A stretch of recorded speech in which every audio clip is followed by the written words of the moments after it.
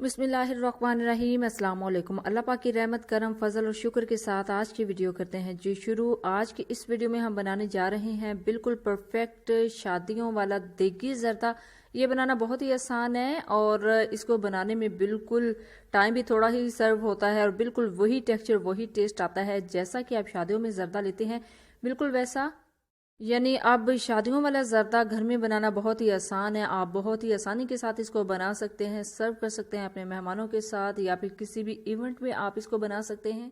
कौन कौन सी tips and tricks को यूज करके आप भी बिल्कुल परफेक्ट देगी जर्दा बना सकते हैं और बिल्कुल सेम वैसा ही टेस्ट और वैसा ही टेक्सचर ला सकते हैं। आज की इस वीडियो में मैं वो सारी टिप्स आपके साथ शेयर करूंगी। तो चलते हैं जी तैयारी की तरफ। देगी जर्दा बनाने के लिए जो जो इंग्रेडिएंट चाहिए सबसे पहले आप वो नोट कर लें। इसके लिए मैंने यहाँ पे लिया था जी 1 किलो बासमती राइस। इनको आधा घंटे के लिए भिगो के रख दिया था। अच्छे से वॉश करने के बाद 1 किलो राइस है तो उसी हिसाब से मैंने यहाँ पे ली है जी 3 पाव चीनी। अगर आपको मीठा ज्यादा पसंद है तो आप ज्यादा भी ले सकते हैं। और इसके साथ यहाँ पे इसके अंदर जाएगा जी 1 कप अशरफियाँ यानी टूटी फ्रूटी, 4 टेबल स्पून बादाम, 1 गिलास दूध, 4 टेबलस्पून खोपरा, 4 टेबलस्पून किशमिश, 4 टेबलस्पून पिस्ता, 2 टेबलस्पून जर्दा फूड कलर, 6 अदद सब्ज इलायची, 8 अदद लौंग। और हमारी कुछ बहनें जो देहातों में रहती हैं उनको टेबलस्पून का नहीं पता तो वो मैं आपको बताती चलूँ कि टेबलस्पून इसको बोलते हैं जो आम खाने का चम्मच होता है। अगर इससे जो छोटा चम्मच होता है उसको टीस्पून बोलते हैं। तो इसके अलावा इसके अंदर जो मोस्ट इम्पोर्टेंट थिंग है वो इंग्रेडिएंट है वो जाएगा जी घी। तो घी मैंने यहाँ पे लिया है 1 कप। चलते हैं जी चावलों को बॉईल करने की तरफ। बिस्मिल्लाहिर्रहमानिर्रहीम। एक खुले मुंह वाला बर्तन लिया है, उसके अंदर मैंने 8 गिलास पानी डाल लिया है और इसको अच्छे से बॉईल करना है। जैसे ही इसके अंदर बॉईल आ जाएगा तो इसके अंदर हम ऐड करेंगे 2 टेबलस्पून जर्दा फूड कलर। जर्दा फूड कलर ऐड करने के बाद अच्छे से इसको मिक्स करना है। मिक्स करने के बाद जैसे ही अच्छे से इसके अंदर बॉईल आ जाएगा तो इसके अंदर हमने चावल ऐड कर देने हैं, लेकिन उससे पहले जो पानी है उसको बॉयल आना बहुत ज़रूरी है। तो अब पानी को अच्छे से बॉयल आ चुका है, इसके अंदर ऐड करते हैं जी चावल। बिस्मिल्लाहिर्रहमानिर्रहीम। सारे चावल एट अ टाइम ऐड करने के बाद इनको अच्छे से मिक्स करना है ताकि जो चावल है वो नीचे से लगे ना और आपके जो चावल हैं वो खिले खिले से बने। चावलों को यहाँ पे आप कुक करने की बात आती है तो आपने इनको 90% कुक करना है ताकि जो बाद में इसको हमने चाशनी के अंदर पकाना है तो तब भी ये बिल्कुल परफेक्ट डन हो जाए। अल्हम्दुलिल्लाह बहुत अच्छे से हमने इसके अंदर ऐड कर दिया है। अब इसको एक दफ़ा मिक्स करके छोड़ देना है। अब यहाँ पे सवाल तो ये पैदा होता है कि आखिर कितनी देर के लिए इनको कुक करेंगे तो ये बहुत ही अच्छे से खिले खिले से बनेंगे यानी 90% कुक होंगे। तो मैं आपको बताती चलूँ कि जस्ट इसको आपने 5 मिनट के लिए यानी 5 मिनट के लिए कुक करना है तो बिल्कुल परफेक्ट 90% ये डन हो जाएंगे। अल्हम्दुलिल्लाह 5 मिनट के लिए मैंने इनको अच्छे से बॉईल किया है तो बहुत ही ज़बरदस्त तरीके से 90% डन हो गए हैं। तो अब हम इसको स्टेन कर लेते हैं यानी छान लेते हैं। लेकिन छानने के बाद मोस्ट इम्पोर्टेंट टिप कि आपने इनको छानने के बाद एक मरतबा ऊपर से पानी बहा देना है ताकि ये आपस में चिपके ना। तो अब चलते हैं जी चावलों की तैयारी की तरफ यानी इनको कुक करने की तरफ। बिस्मिल्लाहिर्रहमानिर्रहीम। यहाँ पे ली है जी एक कढ़ाई। कढ़ाई के अंदर जाएगा जी घी। आप चाहें तो कुकिंग ऑयल भी यूज़ कर सकते हैं लेकिन यहाँ पे मैंने यूज़ किया है घी। इससे बहुत ही ज़बरदस्त चावल बनते हैं। तो इसके अंदर ऐड करेंगे जी अपनी सब्ज़ इलायची और लौंग।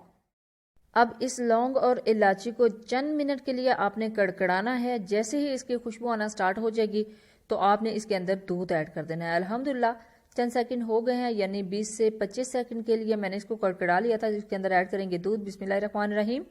दूध ऐड करने के बाद अच्छे से मिक्स करना है और इनको 1 मिनट का थोड़ा सा बॉयल आने देना है। इलायचियों को ऐड करने से पहले मैंने थोड़ा सा कूट लिया था ताकि इसका जो टेस्ट है बहुत ही ज़बरदस्त तरीके से आए। अल्हम्दुलिल्लाह अब इस जो दूध था इसको भी बॉयल आना स्टार्ट हो गया तो इसके अंदर ऐड करेंगे जी चीनी। बिस्मिल्लाहिर्रहमानिर्रहीम। चीनी ऐड करने के बाद अच्छे से इसको मिक्स करना है जल्दी जल्दी।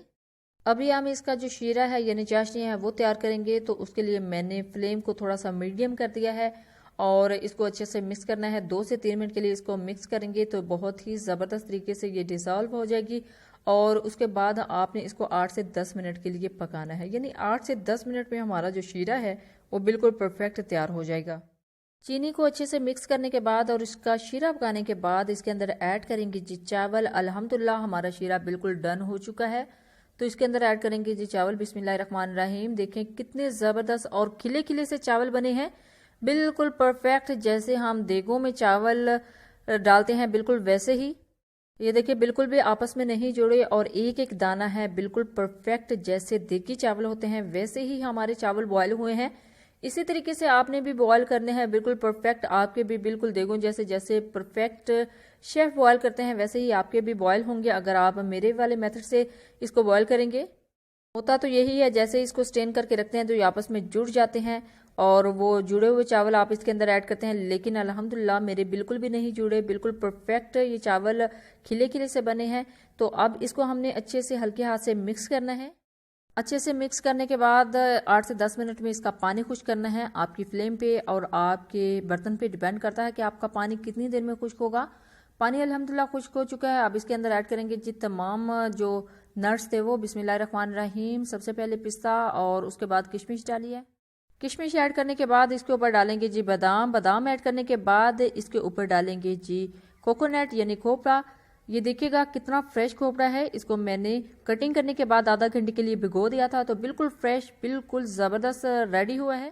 फाइनली इसके ऊपर डालेंगे जी हम अपनी अशरफियाँ यानी टूटी फ्रूटी और अब इसको लगा देंगे जी दम 10 से 15 मिनट के लिए। आपकी फ्लेम और आपके बर्तन पे डिपेंड करता है कि आपके चावलों को दम कितनी देर में आएगा। 10 से 15 मिनट में हमारे जरदा राइस बिल्कुल डन हो चुके हैं। अल्हम्दुलिल्लाह बिल्कुल खिले खिले से बने हैं। बिल्कुल देगी जरदा हमारा तैयार हो चुका है और बहुत ही ज़बरदस्त रेडी हुआ है। इसके अंदर हर चीज़ परफेक्ट है। अगर आपको कुछ ज़्यादा चीज़ें इसके अंदर ऐड करनी है तो आप ऐड कर सकते हैं यानी खोया, लेकिन मैंने यहाँ इसके अंदर खोया नहीं ऐड किया। अब इसको करते हैं जी डिश आउट। बिस्मिल्लाहिर्रहमानिर्रहीम। जैसे ही प्लेटर के अंदर इसको डालेंगे देखें कितने खिले खिले से, कितने ज़बरदस्त, कितने परफेक्ट चावल बने हैं हमारे जरदा राइस। इनका कलर देखिए कितना ज़बरदस्त माशाल्लाह आया है और अल्हम्दुलिल्लाह ये बिल्कुल खिले खिले से एक एक दाना हमारे चावल बने हैं बिल्कुल देगू जैसे। तो फाइनली अल्हम्दुलिल्लाह हमने इसको डिश आउट कर दिया है। देखिए कितने ज़बरदस्त हमारे चावल बने हैं। बिल्कुल देगी जरदा बना है, जैसे आप शादियों में जाके लेते हैं वैसा ही खिले खिले से एक एक दाना और बिल्कुल ज़बरदस्त कलर के हमारे चावल बने हैं। मेरा तो हमेशा से ही ये ख्याल है कि हमारी जो प्यारी प्यारी बहनें हैं उनको राइस रेसिपीज़ के साथ साथ जरदा राइस रेसिपी भी आनी चाहिए। इसी वजह से मैं अगेन एंड अगेन अपने इस चैनल पर जरदा राइस रेसिपी को अपलोड करती रहूँगी ताकि हमारी सारी प्यारी प्यारी बहनों को इस रेसिपी की परफेक्ट समझ आ सके और बहुत ही ज़बरदस्त तरीके से बिल्कुल शेफ़ जैसे वो भी ये रेसिपी घर में तैयार कर सकें। वैसे तो ज़रदा राइस बनाना बहुत ही आसान है, लेकिन जो टिप्स एंड ट्रिक्स मैंने आपके साथ शेयर की हैं अगर आप इन्हीं टिप्स एंड ट्रिक्स को फॉलो करके बनाएंगे तो आपके भी बिल्कुल परफेक्ट ज़रदा राइस तैयार होंगे।